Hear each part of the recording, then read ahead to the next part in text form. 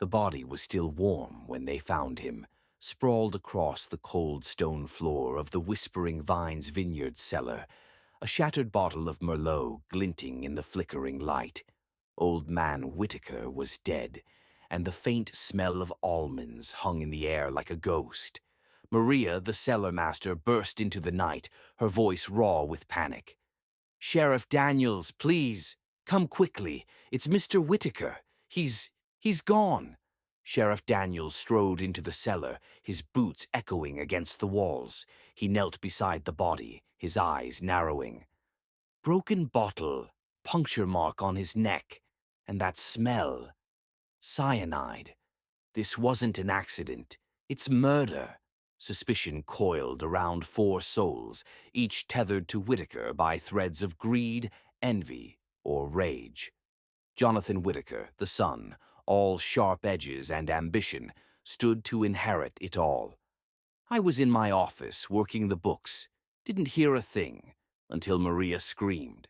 Maria, loyal but strained, her hands stained with years of wine and toil. I was in the East Field, checking the grapes. I swear. Came back and there he was. Victor Grange, the rival vineyard owner, his voice bitter as unripe fruit. I was home, sipping my own vintage. Why would I bother with Whitaker's vines? And Eleanor Whitaker, the estranged wife, her return cloaked in mystery. I was in my room at the house, resting. I came back to fix things, not to break them. Daniels prowled the cellar, his flashlight cutting through the shadows. Behind a stack of crates, a discovery. A small vial, empty, its label whispering potassium cyanide. "The killer's calling card," he muttered. But who played it?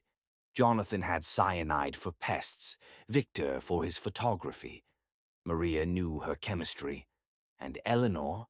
She'd been seen at the pharmacy days before. The net was wide. Too wide.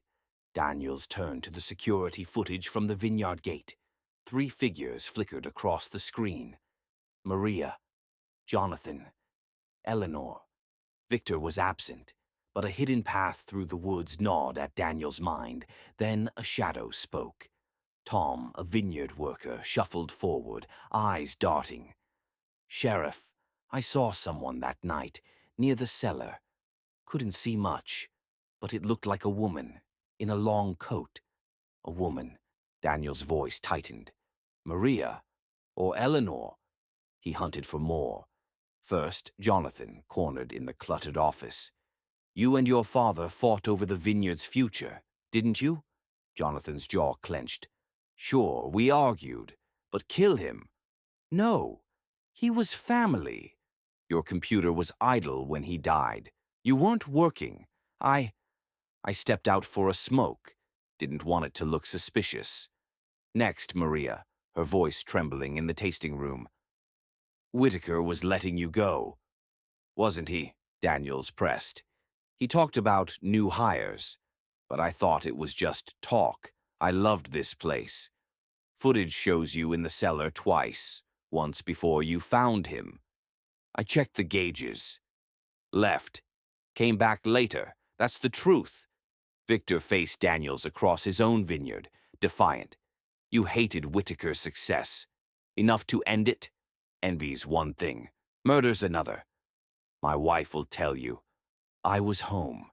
She did, and Victor's own cameras backed him up. He was clear. Finally, Eleanor in the guest room, her eyes cold as the cellar stone. "Why come back now?" Daniels asked. "To mend things." But he wouldn't listen, said he was done with me. "You argued, the day before he died. About what?" "He was divorcing me, throwing me out like trash." Daniels felt the pieces shift. He dug into Whitaker's files and struck gold.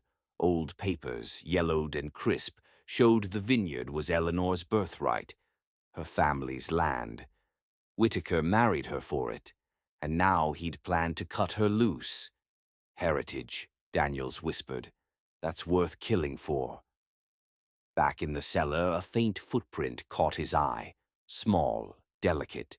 A woman's shoe. He compared it.